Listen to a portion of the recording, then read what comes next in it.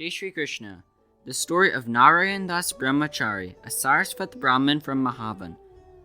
Narayandas was the younger of the two orphan Sarasvat Brahmin brothers living in the village of Mahavan in Vraj. He was not interested in doing anything but praying all day on the bank of the river Yamuna. As he grew up to be an adult, he tried very hard to make money, but remained unsuccessful in all his endeavors. His elder brother insisted that he get married and have a family. But Narayandasji had decided to stay celibate, and so he was called a Brahmachari. When he was 40, he was introduced to Shri Mahaprabhuji. Impressed, he requested the great Guru to initiate him into Pushti Bhakti Marg. Knowing him to be a divine soul, Shri Mahaprabhuji initiated him as a Vaishnav, gave him the deity of Shri Gokul Chandramaji, found in river Yamunaji by a widowed Kshatrani of Mahavan.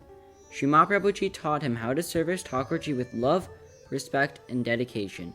After becoming a devout Vaishnav and serving as Thakorji, Narayandasji realized that the true wealth is nothing but his own Thakorji. Narayandasji became totally unattached to worldly wealth. By God's grace, many times he found hidden treasure while digging for some soil. He would leave the treasure untouched and hidden. Once he found gold coins and jewelry scattered around his bed when he woke up in the morning. He called his niece, who was living with him, and asked her to clean the floor and throw away the treasure. Such was his non-attachment to worldly wealth.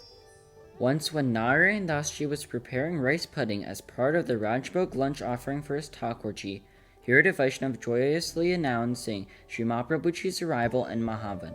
Anxious to meet his guru, Narayandasji offered steaming hot rice pudding to his Thakorji and asked his niece to take care of the rest of Seva before rushing out to offer respect to his revered guru. Pleased to see Narayandasji among other Vaishnavs, Shri Mahaprabhuji inquired about the well-being of his Thakorji. Narayandasji replied, "I just offered Rajbhog and ran here to pay respects to you, Guruji." Shri Mahaprabhuji said, "In that case, let us go to your home, Narayandas."